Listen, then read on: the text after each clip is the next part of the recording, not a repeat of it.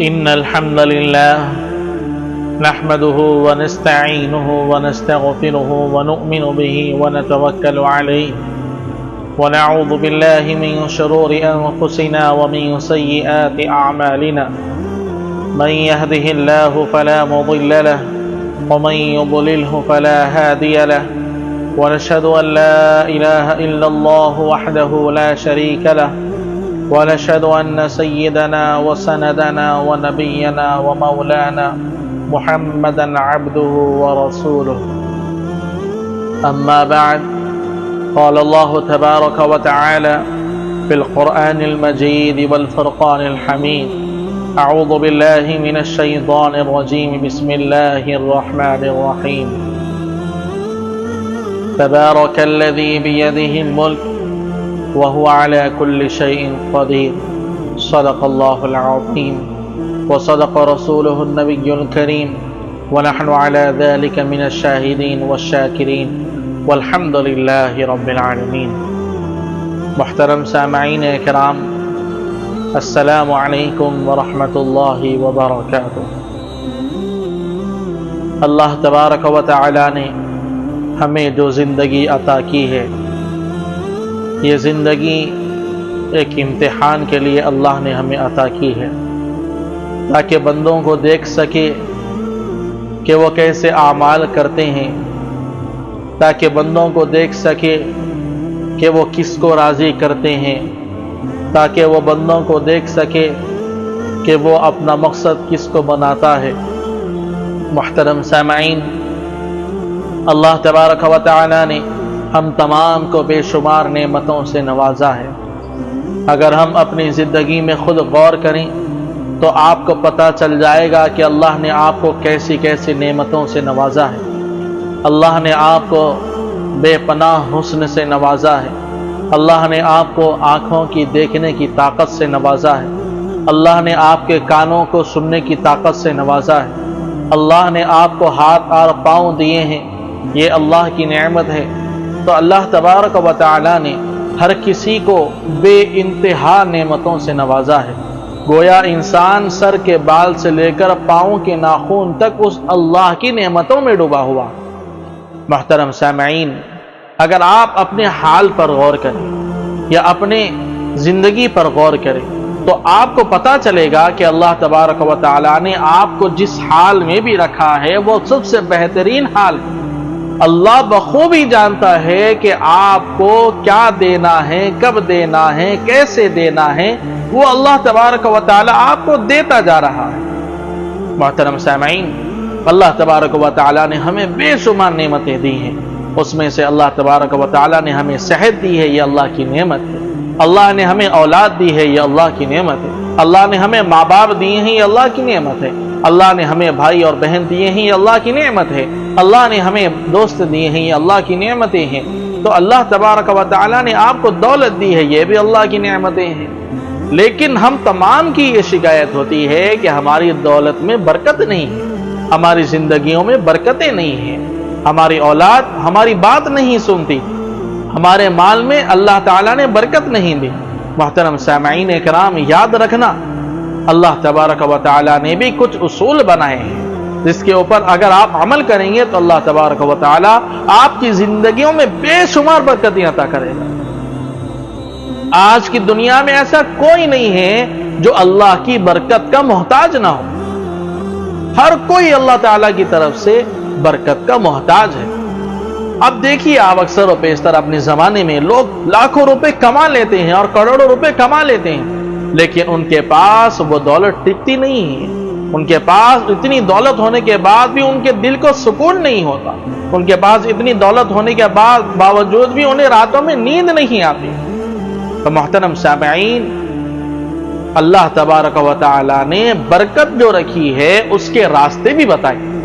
تو ہمیں چاہیے، اگر اپنی زندگی میں اگر ہم برکتیں چاہتے ہیں، ہمارے مال میں اگر ہم برکتیں چاہتے ہیں، اپنی صحت میں اگر ہم برکتیں چاہتے ہیں، اپنی اولاد کو اپنا فرما بردار بنانا چاہتے ہیں، اپنے گھر کے حالات کو درست کرنا چاہتے ہیں، تو ان راستوں پر چلو جس راستوں کو اللہ تبارک و تعالی نے بتایا. اگر آپ ان راستوں پر چلیں گے تو اللہ تبارک و تعالی آپ کی زندگیوں میں برکتیں عطا فرمائے گا.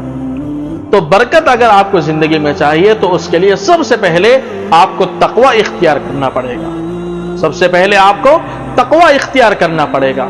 آپ گناہوں سے توبہ کریں، گناہوں سے معافی مانگیں اور کبھی اس کی طرف نہ لوٹنے کا عزم کریں اور نیکوکاری والی زندگی گزاریں. اللہ سے ڈرتے رہیں، ہر حال میں اللہ تعالیٰ آپ کو دیکھ رہا ہے. یہ آپ کے ذہن میں ہو، آپ کے گمان میں ہو، آپ کے دل میں ہو، تب جا کر آپ تقوی کو حاصل کر سکتے ہیں، نمازوں کی حضوری حاصل کر سکتے ہیں، سجدوں کا سرور حاصل کر سکتے ہیں. تب جا کر آپ کو وہ تقوی کا مقام ملے گا. لیکن آج ہم گناہ کو چھوڑنے کے لیے تیار ہی نہیں ہیں. ہم گناہ تو چھوڑنا دور کی بات ہے، ہم گناہ کو گناہ بھی نہیں سمجھ رہے ہیں، بلکہ بے باکی کے ساتھ ہم گناہ پر گناہ کرتے جا رہے ہیں. لیکن کبھی اس چیز کو غور نہیں کیا کہ یہی گناہوں کی نحوست ہے جس کی وجہ سے ہماری زندگیوں سے برکتیں ختم ہو چکی ہیں.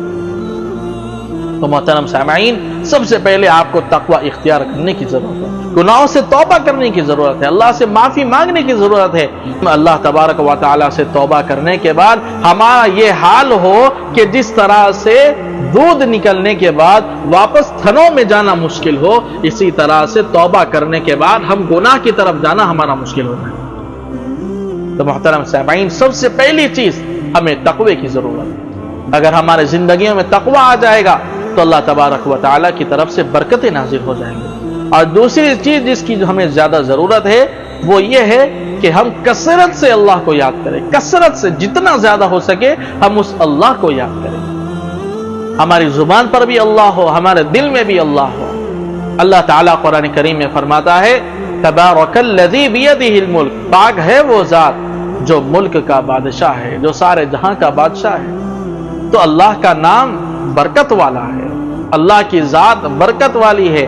اور ایک جگہ فرماتا ہے تبارک اسم ربک، یعنی اللہ کا نام بھی برکت والا ہے. تو اللہ کی ذات بھی برکت والی، اللہ کا نام بھی برکت والا. تو جتنا ہو سکے آپ اللہ کو یاد کرنے کی کوشش کریں، اللہ کا نام ہر جگہ لینے کی کوشش کریں. تو آپ کو چاہیے کہ آپ چلتے پھرتے اٹھتے بیٹھتے ہر کام میں اللہ کے نام کو استعمال کریں. یعنی مثال کے طور پر اگر آپ کچھ کام شروع کر رہے ہیں تو اللہ کے نام سے شروع کیجئے. یعنی جیسا کہ ہم بسم اللہ کہتے ہیں، شروع کرتا ہوں میں اللہ کے نام سے، تو اللہ کے نام سے اپنے کام کو شروع کیجئے. اللہ تبارک و تعالی آپ کی زندگی میں برکت عطا فرمائے گا. اور جس کام کو اللہ کے نام سے شروع کیا جاتا ہے تو وہ کام میں بھی برکت ہوا کرتی ہے. یعنی آپ کار کا ڈور کھول رہے ہیں تو بسم اللہ پڑھ کر کھولیے. آپ کار کا ڈور بند کر رہے ہیں بسم اللہ کہہ کر بند کریے. آپ گاڑی اسٹارٹ کر رہے ہیں بسم اللہ کہہ کر کریے. گویا آپ ہر کام جو بھی کر رہے ہیں تو اللہ کا نام لے کر اگر آپ کریں گے تو انشاءاللہ اللہ تبارک و تعالیٰ کی ذات سے امید ہے کہ اللہ تعالیٰ آپ کے وہ کام میں برکت عطا فرمائے گا. تو سب سے پہلے ہمیں تقوی کی ضرورت ہے، اور دوسرا اللہ کو کثرت سے یاد کرنے کی ضرورت ہے. جتنا ہو سکے ہمیں اللہ کا ذکر کرنے کی ضرورت ہے. اور تیسرا جو چیز ہے وہ دعا ہے.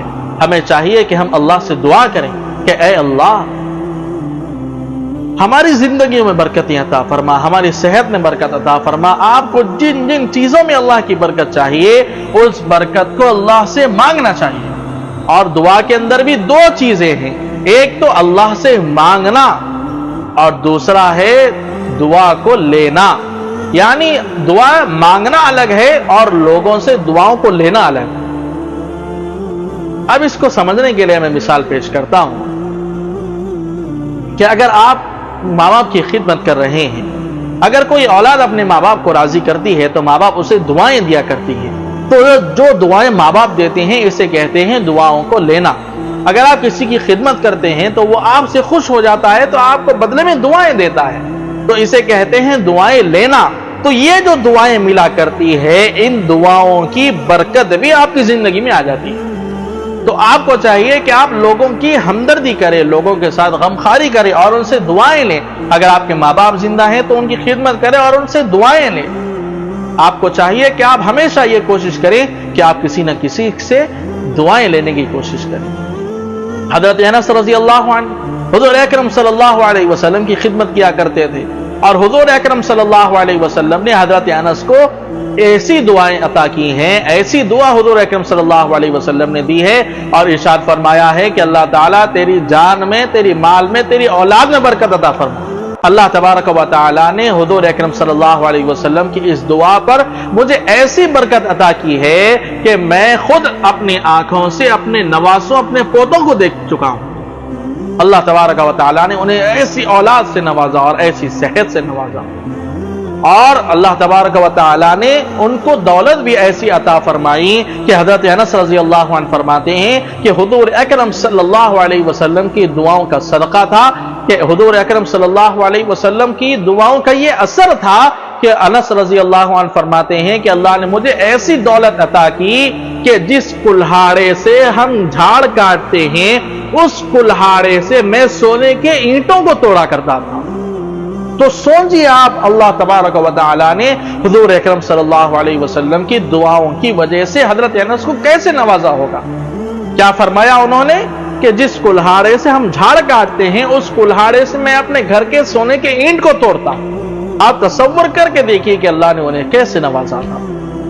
تو محترم سامعین اکرام، سب سے پہلے تقوی کی ضرورت ہے، اور دوسرا ہمیں چاہیے کہ ہم اللہ کو خوب یاد کریں، چلتے پھرتے اٹھتے بیٹھتے اللہ کو خوب یاد کریں، اور تیسرا ہم دعا مانگیں بھی اور دعائیں لینے کی بھی کوشش کریں، اور چوتھا جس کی وجہ سے ہماری زندگیوں میں برکتیں آ سکتی ہیں وہ قرآن کی تلاوت ہے۔ آپ جتنا قرآن کی تلاوت کریں گے آپ کے گھر میں برکت ہوگی، آپ کی زندگی میں برکت ہوگی، آپ کے حالات صحیح ہو جائیں گے، اللہ تبارک و تعالی اس کی برکت آپ کو مرنے کے بعد بھی عطا کرے گا۔ صرف دنیا تک ہی اس کی برکت نہیں ہوگی بلکہ مرنے کے بعد بھی اللہ تبارک و تعالی آپ کی قبر میں بھی اس کی برکت عطا فرمائے گا۔ اللہ تبارک و تعالی حشر کے میدان میں بھی اس کے ذریعے سے آپ کی مدد فرمائے گا۔ یہی قرآن ہے جس کی وجہ سے دنیا میں بھی برکت آتی ہے اور آخرت میں بھی اس کے ذریعے سے برکت آئے گی۔ تو محترم سامعین کرام، آپ جتنا ہو سکے قرآن کی تلاوت کی کوشش کریے۔ جس طرح سے ہم رمضان میں قرآن کی تلاوت کیا کرتے تھے، ہم اتنا تو نہیں کر سکتے، لیکن جتنا ہو سکے آپ کو جب بھی وقت ملے آپ روزانہ پڑھنے کی کوشش کیجئے۔ کم از کم آدھا پارہ ہو یا ایک پارہ ہو، پڑھنے کی کوشش کیجئے تو انشاءاللہ آپ کی زندگیوں میں برکت آ جائے گی۔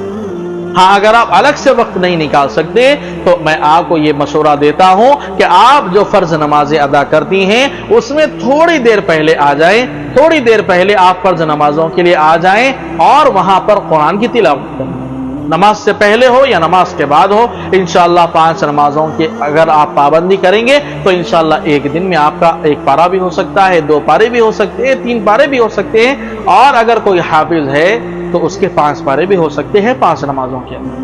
تو محترم سامعین، اللہ تبارک و تعالیٰ کی برکت کی ہم تمام کو ضرورت ہے، تو اللہ تعالیٰ کی طرف سے اگر آپ کو برکت چاہیے تو سب سے پہلے آپ کو تقوی کی ضرورت ہے، اور دوسرا اللہ کے ذکر کی ضرورت ہے، اور تیسرا دعائیں مانگنے کی ضرورت ہے اور دعائیں لینے کی ضرورت ہے، اور چوتھا آپ قرآن کی تلاوت کریں۔ جتنا آپ قرآن کی تلاوت کریں گے اللہ تبارک و تعالیٰ آپ کی زندگی میں برکت عطا فرمائے گا۔ یہ تو وہ چیزیں ہو گئیں جن سے آپ کی زندگی میں برکت آ سکتی۔ اب میں آپ کو وہ چیزیں بتا رہا ہوں جن سے برکت کو اللہ تبارک و تعالی ہٹا لیتا ہے، جس کی وجہ سے اللہ تعالی برکت کو ختم کر دیتا ہے۔ میں آپ کو وہ چیزیں بتا رہا ہوں، اس میں سب سے پہلی جو چیز ہے جس کی وجہ سے اللہ تعالی برکت کو ختم کر دیتا ہے وہ بد نیتی ہے، یعنی بری نیت کا ہونا۔ یہ اگر آپ کے ذہن میں ہوگا، آپ کی نیت اگر خراب ہوگی، آپ کی نیت میں کھوٹ ہوگا، آپ کون سا بھی کام کرو اگر آپ کی نیت صحیح نہیں ہوگی تو اللہ تبارک و تعالی اس کے اندر سے اپنی برکت کو چھین لیتا ہے اور آپ کے اس کام میں برکت نہیں ہوتی۔ اگر آپ کوئی بھی کام کر رہے ہیں تو اچھی نیت سے کریں تو انشاءاللہ اللہ آپ کو برکت دے گا، لیکن آپ اگر اس کام کو بد نیتی سے کریں گے اور غلط نیت سے کریں گے، کسی کو دھوکہ دینے کی نیت سے کریں گے تو اللہ تبارک و تعالی اس کے اندر سے اپنی برکت کو ہٹا لیتا ہے اور پھر وہی کام آپ کے لیے بے برکتی کا سبب بن جاتا ہے۔ اور دوسری جو چیز ہے جس کی وجہ سے بے برکتی آتی ہے وہ معصیت کا نہ چھوڑنا ہے، یعنی گناہوں کا نہ چھوڑنا۔ ہمیں چاہیے کہ ہم گناہوں کو چھوڑیں۔ اللہ تبارک و تعالی اپنا در کھولتا ہے، اللہ تعالیٰ اپنا در کھولتا ہے تاکہ آپ کو برکتیں عطا کر دیں، لیکن ہم ایسے گناہ کرتے ہیں کہ اللہ تعالیٰ کی برکتیں ختم ہو جاتی ہیں، اللہ تعالیٰ کی برکتیں رک جاتی ہیں۔ ہمیں چاہیے کہ کہ اس سے قبل کہ اللہ کی برکتیں آنا رک جائے تم اپنے گناہوں کو کرنے سے باز آ جاؤ، تم اپنے گناہوں سے توبہ کر لو۔ لوگ شوگر کے ڈر سے شکر چھوڑ رہے ہیں، لوگ بی پی کے ڈر سے نمک کو چھوڑ رہے ہیں، لوگ اپنی نوکریاں کرتے کرتے ریٹائر ہو رہے ہیں، اپنی نوکریوں سے تو ریٹائر ہو رہے ہیں لیکن گناہوں سے ریٹائر نہیں ہو رہے ہیں۔ اپنے چہرے پر سفید بال آ چکے ہیں، اپنے سر پہ سفید بال آ چکے ہیں لیکن گناہوں کو چھوڑنے پر تیار نہیں ہیں۔ تو محترم سامعین کرام، اگر آپ کو بے برکتی سے بچنا ہے، وہ اعمال سے بچنا ہے جن سے بے برکتی آتی ہے، تو سب سے پہلے بدنیتی کو ختم کر دینا چاہیے۔ ایک بادشاہ تھا جو کئی دور علاقے سے سفر کر کے آیا تھا اور ایک باغ میں اس نے پناہ لی اور اسے پیاس لگ رہی تھی، تو اس نے باغ والے سے کہا کہ بھائی میں بادشاہ ہوں، مجھے ایک گلاس شربت پلا دو۔ اس نے اپنے باغ کے اناروں کو نکالا اور اس کا جوس بنا کر بادشاہ سلامت کو پیش کیا۔ جیسے ہی بادشاہ سلامت نے اس جوس کو نوش کیا اور اس کو پیا تو وہ اتنا میٹھا تھا کہ بادشاہ کو وہ جوس پسند آ گیا۔ اس نے فرمایا کہ اور ایک گلاس لے کر آؤ۔ بادشاہ نے اپنی نیت کو یہاں پر خراب کر لیا اور اس نے یہ سوچا کہ ایک گلاس جب میں جوس کا منگایا تو وہ اتنا میٹھا نکلا، تو اس باغ میں جتنے بھی پھل ہوں گے وہ اگر سارے اتنے میٹھے ہوں گے تو پھر میرا تو منافع ہی منافع ہوگا۔ چنانچہ اس نے اپنی نیت کو خراب کر لیا۔ اب جو جوس لانے کے لیے گیا تھا خادم، وہ جب اور ایک گلاس جوس لے کر آیا اور بادشاہ نے جب اس کو پیا تو وہ بالکل ایک دم کھٹا نکلا، اور بادشاہ غصے میں آیا اور کہنے لگا کہ پہلے والا تو اتنا میٹھا تھا اور یہ دوسرا والا اتنا کڑوا ہے، کیا تم نے دوسرے درخت سے یہ جوس نکال کر لایا ہے؟ تو اس نے فرمایا کہ بادشاہ سلامت، درخت بھی وہی ہے، باغ بھی وہی ہے، پھل بھی وہی ہے، ہو سکتا ہے کہ آپ کی نیت بدل گئی ہے جس کی وجہ سے اللہ نے اس کے ذائقے کو بدل دیا ہے۔